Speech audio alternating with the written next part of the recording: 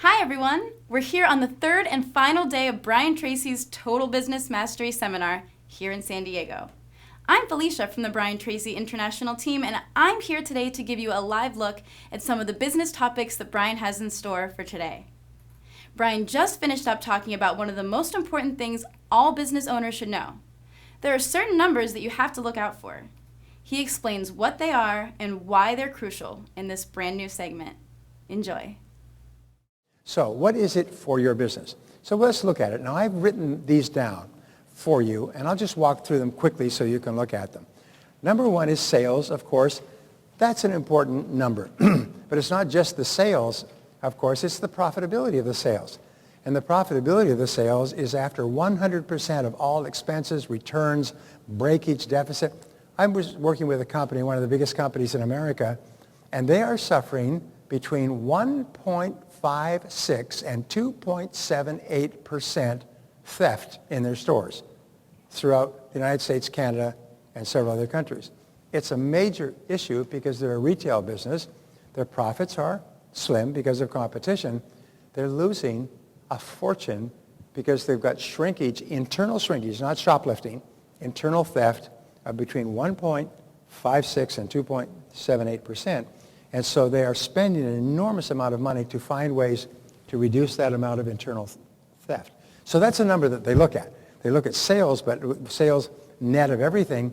Sometimes, grocery stores, you know how much grocery stores make on turnover? About 3%. They make about 3%. You think, well, these grocery stores, look at all these people checking out.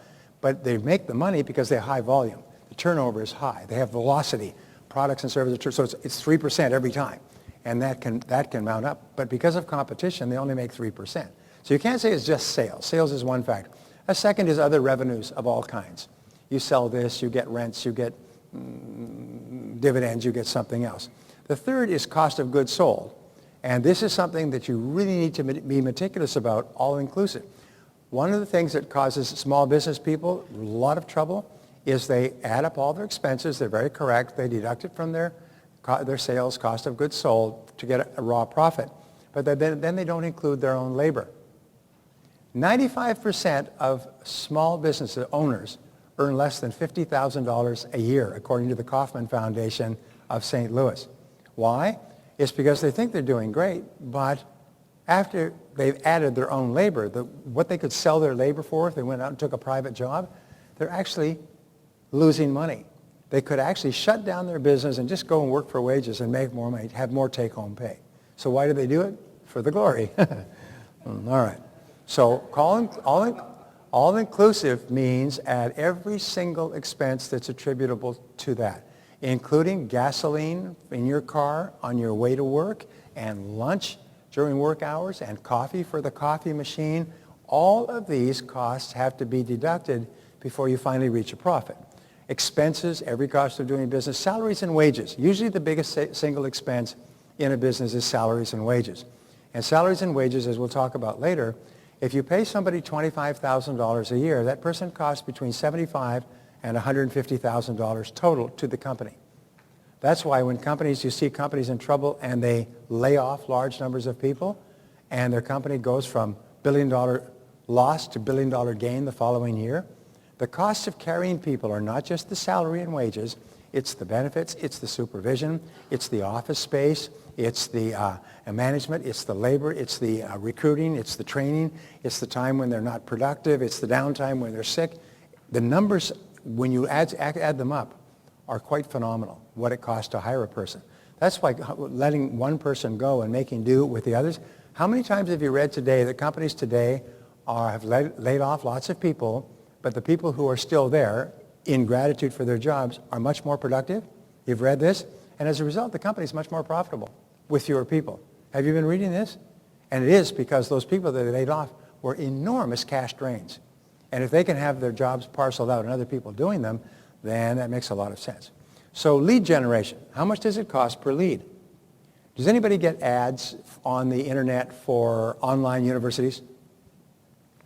These are, by the way, all of these are solicitation services.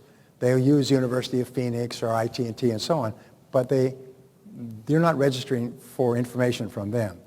What these companies do is they get you to register for information for online degrees. And then they sell those names for $40 to $50 to a university like Phoenix. The University of Phoenix then turns it over to their telemarketers, who used to be mafia leg breakers and pawn shop operators. And they are now being sued, by the way, for billions, because once they call you up, you've said, well, I might be interested in a degree. They turn them over to the sharks, and the sharks go after you like blood in the water. And they will get you to sign up and pay tens of thousands of dollars for online degrees, and they get huge commissions, which is why they're so good at it. Some of the best paid people. Anyway, here's my point, is that I work with an online university that does not have very aggressive salespeople. They pay $40 a lead. And we say, well, how many people actually enroll per lead? They hadn't even calculated it. They were just happy to get leads. They calculated it's 1 in 10 or 1 in 12. So it's costing them between $400 and $500 for a single name to call. Not a sale, just a lead. So one of the questions we often do is we ask people, how much does it cost you per lead? 90% of business owners don't know.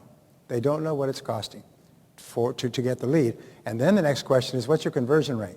And then the next question is, what size of sale is your conversion rate? What's the average size? Then your next question is, what is your average profit, net profit after all expenses, per sale at this average rate, per this cost to get this leads? And you know what they find? Oh my God, we're losing money. The more business we do, the more money we lose. And that's why many small business people often have to take money out of their savings to put it back into their companies to keep their companies going. Has anybody ever had this experience?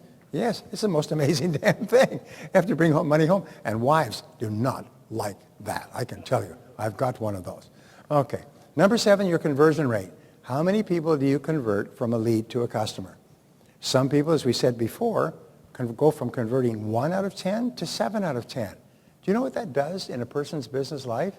It's the difference between struggle and being rich in a few years, just because they change the conversion rate. And so you have to ask, what is my conversion rate and how can I improve it? Tomorrow we'll talk about sales skills and how we can do it. So here's another number, cost of customer acquisition. Here's a great insight. The role of business is to buy customers. The role of all sales, marketing, business activity is buying customers. From morning to night, you buy customers. The only question is, how much do you pay to buy a customer? You buy customers by using internet, by using advertising. You buy customers by using your labor. You buy customers by having telemarketers. You buy customers by sending out materials. You buy customers, but in any case, if you can buy customers at a lower cost than the profit that you yield from the customer, you got a ball game. If the cost of buying the customers is higher than the net profits you're yielding after all expenses, you go bankrupt. Do you know how many companies out there? 95% of small business owners are earning less than $50,000 a year. They're working 12 hours a day, 6 days a week, an average of 60 hours a week, 59 to 60, and they're earning less than wages. Why? It's because they don't understand the cost of customer acquisition. I have an expert come in and they say, how much do you pay to get a customer? Do you know how much Groupon pays to get a customer?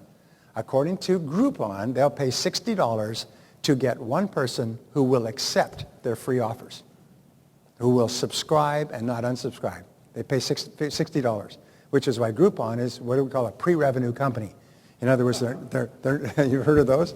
They went out with the dot bombs. They're all companies that are not actually making money because they're spending so much to acquire customers. And by the way, I was in self-storage for a couple of years, and I finally sold my major self-storage to Public Storage. They've heard of Public Storage? And I wanted to know a little bit about them, so I went on to their website. In their website, they publish their financials.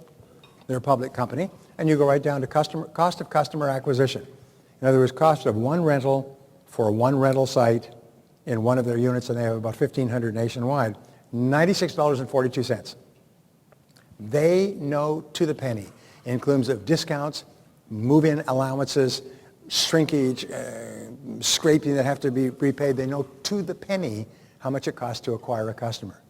And they're also the biggest and most successful and most profitable business of their kind in the world because they know their numbers. They know the numbers accurate, and they're constantly working to see if they can't find a way to reduce that cost of acquisition. They know exactly how long a person will stay at an average rate in an average self-storage bin, and exactly how much profit they'll make and how much they can pay after everything to get that profit. When we started dealing with them to sell our self-storage, they ate us alive. I mean, fortunately, we had some sharks on our side, but these guys are good. I mean, they know their stuff. They come in with their green eye shades. Anyway, so average size of sale is a good question. When someone says, what's your average size of sale? You've got to know these numbers. By the way, just because these numbers are not your main number to focus on, you have to know the numbers. If you don't know the numbers, you are incompetent, and you're going to go broke. You're going to lose your shirt, and you're going to end up back at the beginning with 10 or 20 years under your belt, but broke as a poor person. Okay, 10, the average gross profit for sale, you want to know, and the average gross profit margin as a percentage. You see, you can say, okay, I sell it for $100, and I make $40. Now, that's the gross profit. Now you deduct all of your expenses to find out how much you actually made net. Or you can say gross profit margin. My gross profit margin is 40%. All right, how could you improve the percentage? Some products and services have higher or lower percentages. The average net profit per sale. And you have to be really honest with this. Net, net, net. If ever you go, by the way, to apply for a bank loan, they'll go over all this stuff. And they won't accept your glowing reports. They will want to know. They want to see the numbers. They want to talk to your accountant. They want to know where every number came from, and they want it verified. Okay? Number 13, the average cost per sale. How much does it cost for products or services to fulfill a sale? If you're selling a donut, how much does it actually cost for that donut before you start getting into rent, utilities, heat, everything else? Average number of times a customer buys. I told you about Morton's, and I told you about Easy Hot or Icy Hot. Every number of times a customer buys is critical. Because what is this? What if you can satisfy a customer, they buy 10 times a year, and you make $100 a time net profit? How much can you pay to buy that customer? You can pay $500. You can take them on a trip to Catalina, if you like, if they will buy from you 10 times and you make $100 a time. Because you pay $500 to buy that customer, you make $500 back, that's 100% return in the first year. Are you with me so far? People say, oh, I can't spend this. But the average time a customer buys is a critical number that you need to know, and all good companies track it. They track it very carefully. So what is the lifetime value of a customer? The Icy Hot thing is how much do you earn in profit from a customer over the lifetime that they buy from you. Sales per employee.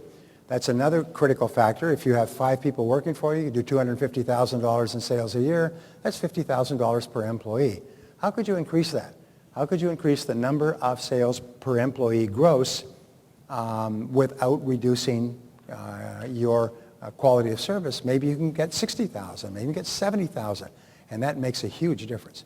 Number 17, sales per day, per week, per month. Have you ever watched the online channels where what are they called, where they sell stuff all the time? Yeah, QVC, Home Shopping, and so on and so forth. You'll see that their sales are calculated, ka-ching, ka-ching, ka-ching, ka-ching. They'll tell you how much they're selling per minute. And I know I've been on QVC, and they have you on, and they're very, very nice, but they're sharks. And then you make your offer. You've got to build your sale, make your offer, and then the phones start to ring, and you can see, ka-ching, ka-ching, ka-ching, ka-ching, ka-ching, ka-ching, ka-ching, ka-ching, you're out. You're out of there. You're off, and they got somebody else in right away. As soon as your number slows down, they pull the plug on you because they're working on sales per minute, sales per second. I mean, they're tough. Sometimes people work on sales per day. Good retail businesses, by the way, always look at how much are we selling each day. How much are we selling each day of the week? Which weeks are better? Which weeks are worse?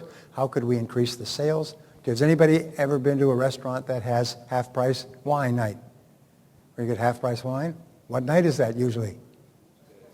Monday, yes. Why? It's because the restaurant's open, it's fully staffed, the kitchen's going, and the number of people that come are very low, and we can boost them and still charge them more than we pay for the wine. Hey, that's found business. So sales per specific product or service. Some of your products or services are much more profitable than others. Average size of upsell or cross-sell. Do you know the car dealerships will often break even on the sale, but they'll make all their money on the chrome hubcaps, the tinted windows, the elaborate sound systems, and so on and so forth. And so the people within those dealerships are judged on how much they upsell or cross-sell. And they are promoted, paid, bonused, sent to Hawaii, or fired based on the cross-sell or upsell, because that's the dealer's profit. And so sometimes they'll fire a person, get somebody else in there who's really great at upselling you. Hey, one of the great scams that's out there now is lifelong tires. You buy lifelong tires. Anybody even sold that? You pay an extra $2,500 and they replace your tires for the life of the car, as long as you still own it and as long as you live in town. And you know what? They get 50% profit on lifelong tires because nobody ever goes through more than 2 sets. So they sell it for $2,500. The dealer makes $1,250. That's more than they made on the car. And they're so charming. They're almost like snake charmers. They're so charming when they sell you this stuff. Has anybody been through this? You know what I'm talking about? They think it's the best thing for you. Everybody's doing it now. It's just such a good value. We just love it because it's really good for our customers. Yes, and you can see their eyes are going, their mind is going ka-ching, ka-ching, ka-ching, ka-ching, because they get huge commissions for getting you to buy all the upsells and cross-sells. Okay, number 20 is the average number of referrals received. You can break even on a customer if they give you some good referrals. Many people have broken even on customers and get referrals that make them rich. So you can spend a fortune. People will take their customers on golf junkets, vacation junkets, beautiful restaurants, wine them and dine them and everything. And as a result, they'll give them referrals, and the referrals will be worth 10 times the cost of the entertainment. So we say that penny wise and pound foolish. Some people are, well, I don't want to spend this nickel here. But wait a minute. Look at the dollar that nickel can represent. Average sales per square foot. That's, of course, retail. Do you know where the highest square foot retail sales in the world are today? Apple stores. Apple stores are doing $4,000 a square foot. And every single part of that Walmart experience is so carefully calibrated, it's beyond imagination. Okay, number 2 is return on investment, which is the return on the total amount of money working in the business. When you're looking for venture capital and so on, this is important. Return on equity, that's the return on the amount of money you personally have put in. You may have $100,000 in the business and borrowed $100,000, and you calculate your return on the total, that's ROI. If you calculate your return on your equity, that's ROE, your $100,000. Return on sales. This is another factor that people use. How much do we get as a net gross return on sales? Apple gets about 49% return on sales. Why is it the highest market cap of any company in the world today? It's because of its return on sales. It's beyond imagination. Amount of receivables and how long outstanding. Ever go to a bank to look at your financial statement, the first thing they look at, how much are your receivables? Many companies go bankrupt because the receivables become too big and stretch out too long. A receivable that you have not been paid on in 90 days, you will never receive. So people say, well, we've got this receivable from last year. No, it's gone forever. They will never pay you. Banks do not even look at a receivable beyond 90 days, and neither should you. Amount of payables and when due. How much do you owe relative to the cash that you have? Amount of money in the bank. How much do you have as a cash reserve? Amount of money drawn on your line of credit. That's a critical number as well. And the amount of debt or total owed by the business. That's a critical number. The general trend of various numbers, up or down, and the number of orders for future fulfillment. You'll notice you read Wall Street Journal, one of the first things they look at, the Purchasing Managers Index, number of orders for future fulfillment. As the economy begins to soften, the number of orders for the future begin to drop. As the economy gets stronger, the number of orders go up. That's a critical factor because that predicts what sales will be, what profits will be, what dividends will be, what returns will be, is number of orders for future fulfillment. And number and age of bad debts, ouch, past due payments, and your economic denominator, your most important number. So what do you think is your most important number? And remember, if you don't know what it is, you have to find it, and then you focus on that number. It could be just the number of new sales that you make. It could be the number of return sales. It could be the cost of acquisition. It could be one of those things, but focusing on that number can change your whole business. What is it? Now this brings us to what I call the profit curve. Now the profit curve is analyze and identify your most profitable products and services. This is one of the great techniques that are used by companies. They only work with Fortune 5,000 companies that have multiple products and multiple divisions, and they will come in, and there's a company in San Francisco that's famous for this. It's called Maricon and Associates. And they call them the Maricon men. And when they come in, they will take every product or service in the company, and they will deduct every single expense related to that product or service, and then they will work out which product or service is the most profitable, which is second most, third most, fourth most at the end of the day in terms of net profit. And you'll find that no matter how many products you have, there's always number one, always number two, always number three. So here's what they do. As you see the profit and loss, plus and minus, they'll come in and they will identify your most important, your most profitable products after everything has been deducted. They will then look at your second most and your third most. Then they find that many of your products and services in a large business with a variety of products and services, you're actually losing money on because the costs of selling them, administering them, producing them, replacing them is lost in general and administrative costs instead of being broken out penny for penny. So they'll find that some companies are losing money on a whole series of products. So what they do is they come in, and with this, they bring this and they give this presentation for the board of directors. And we say, we want to show you what we found out about your business. And each of these bars, of course, has a name. And they run them out like this. And almost invariably, the management boards are shocked. They had no idea this product over here that they're selling like gangbusters, they're losing a fortune on. This product over here that they're selling, the number one, they hadn't even given it much thought because it's what is known as a cash cow. It sells steady. It's literally keeping the business alive. So whenever a company gets into trouble, they bring in what is called a turnaround artist. And what does a turnaround artist do? He does this. He looks at every product or service to see which products or service are actually profitable or not profitable, and then he pulls out his chainsaw, and he just does a sever right there. And he cuts off all the loss-making products or services. Have you been reading the paper every week? Company comes in, lays off 8,000 people, closes down 23 factories, shuts 400 stores, borders 600 stores, lays off 30,000 people. You reading this stuff? Say yes. They brought in an expert, and he said all of these units are losing money. Just cut them off. And what they're doing is they're like a lead weight on a swimmer. They're causing the swimmer to drown. This is the source of oxygen, the profit, making products and services. This is what's killing the company. So I've worked with them. I spent 3 hours on a plane once. Plane was delayed. And I was sitting next to this guy. I said, what do you do? He's a turnaround specialist. And I said, really, what kind of companies do you turn around? He says, different companies, different industries. We're working on a high-tech company now. We did a computer company last year. We've got a lumber company and a car company in the production line. I said, you mean you can turn around companies in any industry? He said, yeah, it's pretty much the same. I said, how do you do it? So we began talking, and I was really curious, and I still remember this. It was such a great conversation, because he explained to me how they do it. I said, how big is your company? He said, we have 3 people. 3 people. He said, yeah, we'll go into a company that's losing $50, $100, $150, $200 million, and they will appoint us, me as the president, put my first partner as marketing vice president, second partner as COO, chief operating officer. We'll come in, the 3 of us, and we'll bring our chainsaws.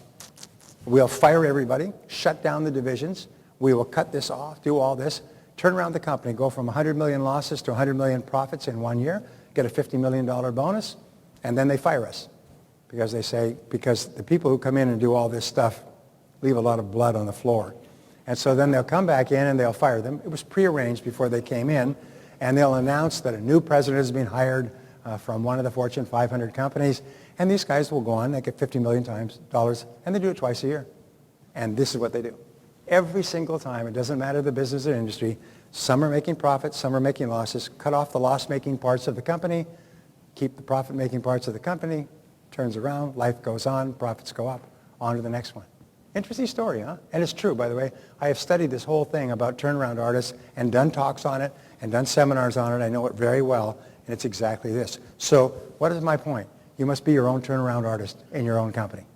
And you must be hard as nails. They say the people that got the company into this situation are not the ones to get them out, because they have so much investment, emotional investment in the losers.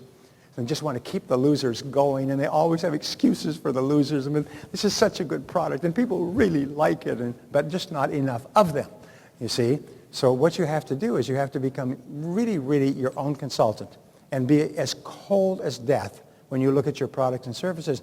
and be willing to realize that 80% of your products and services will be gone within 5 years anyway. Between now and then, don't let them kill you. The time is to cut your losses early. Cut them early, cut them quick. If it's not working, either turn it around or get out of it so you can concentrate your efforts on your most profitable products and services. Welcome back to your Total Business Mastery Backstage Pass. You just watched Brian talk about key numbers in business to look out for in a segment called Business Numbers to Watch. What are your thoughts on that? You can let us know by leaving a comment below. Also, if you want to get access to all the segments from this weekend seminar, you can get instant access by clicking the Get Access Now button below. Now we've got one more Backstage Pass segment for you before we wrap up the entire event, and believe me, you don't want to miss this one. Stay tuned.